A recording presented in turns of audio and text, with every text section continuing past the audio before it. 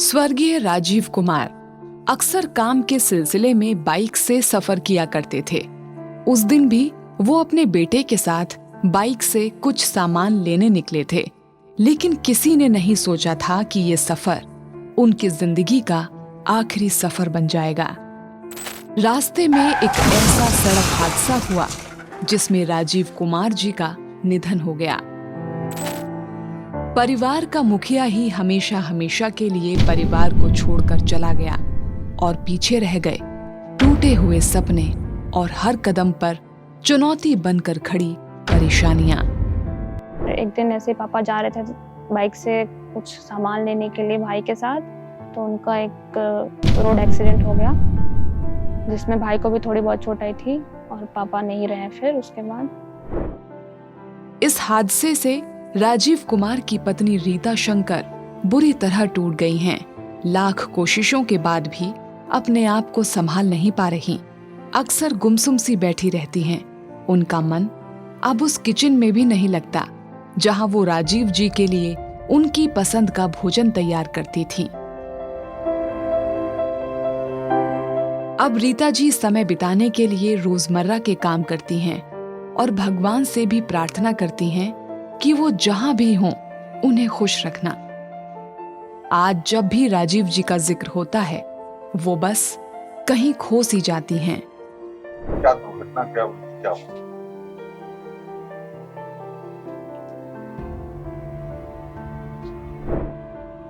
इस मुश्किल समय में स्वर्गीय राजीव कुमार जी की बड़ी बेटी अभिलाषा चट्टान की तरह खड़ी हैं। उन्होंने अपनी मां की देखभाल के साथ पूरे परिवार की जिम्मेदारी अपने कंधों पर उठा रखी है। यहाँ तक कि छोटे भाई बहनों की पढ़ाई लिखाई भी वो ही देख रही हैं, ताकि सभी काम सुचारू रूप से संचालित होते रहें। पूरा घर ही देखना है मुझे, तीनों भाई बहन को पढ़ाना लिखाना है। अभी बहुत छोटे हैं दोनों, अभी स्कूल ही चल रही है दो लोगों की, एक कॉलेज में है बस। तो काफी कुछ है और घर के जितने भी सारी चीजें हैं तो मेरे ऊपर ही है। समस्या भले ही पहाड़ जितनी बड़ी हो, लेकिन अभिलाषा ने हार नहीं मानी है। वो कठिन चुनौतियों के सामने डट कर खड़ी हैं और सब कुछ संभालने के साथ जमकर पढ़ाई भी कर रही हैं। पिता नाम का साया सिर से उठने का दर्द उन्हें बहुत सताता है। याद आती है पापा की? क्या कहा पापा की? पापा रहते तो फिर मेरी पढ़ाई ऐसे ही, अभी फिलहाल ओपन से हो रही है ऐसे प्राइवेट इंस्टीट्यूट्स, वो रहते तो मुझे बाहर पढ़ने के लिए भेज देते। ऐसे मैंने अपनी पढ़ाई यहाँ से कंप्लीट कर रही हूँ और क्योंकि मैं यहाँ से तो नहीं जा सकती अभी फिलहाल, फैमिली को छोड़ करके कौन दिखेगा इधर, इस वजह से। तो वक्त चाहे कैसा भी हो, जीवन में तो आगे बढ़ना ही है। अभिलाषा भी अपने पिता की दी हुई सीख का आत्मसात कर जीवन में आगे बढ़ रही हैं और उन सभी सपनों को साकार करना चाहती हैं जो उनके पिता देखा करते थे।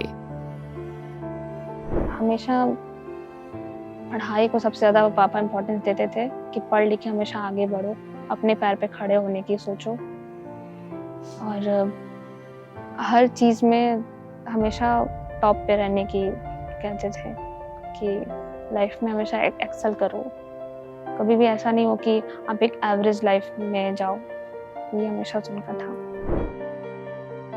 राजीव कुमार जी के परिवार पर अचानक आई आपदा में उनका साथ निभा रहा है पतंजलि समृद्धि कार्ड। दरअसल राजीव कुमार जी पतंजलि के प्रोडक्ट्स का नियमित रूप से उपयोग करते थे और उन्होंने पतंजलि का समृद्धि कार्ड भी बनवा रखा था। इससे उन्हें पतंजलि के प्रोडक्ट्स पर छूट तो मिलती ही थी, साथ ही 5 लाख रुपए के बीमे की भी सुविधा थी।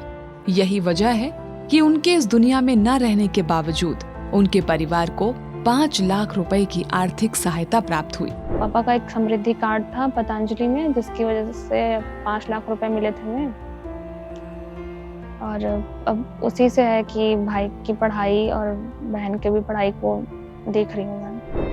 अगर आपने भी अब तक स्वदेशी समृद्धि कार्ड नहीं बनवाया तो आज ही अपने नजदीकी पतंजलि चिकित्सालय, पतंजलि आरोग्य केंद्र अथवा पतंजलि मेगा स्टोर में जाकर अपना स्वदेशी समृद्धि कार्ड बनवाएं और पतंजलि के प्रोडक्ट्स पर 5 से लेकर 10% अतिरिक्त छूट पाएं। इसके अलावा 5 लाख रुपए की अनुदान सहयोग राशि दुर्घटना में मृत्यु होने पर परिवार को प्राप्त होगी और दुर्घटना की वजह से अपंगता की स्थिति में 2.5 लाख रुपए की अनुदान सहयोग राशि कार्ड धारक को प्राप्त होगी।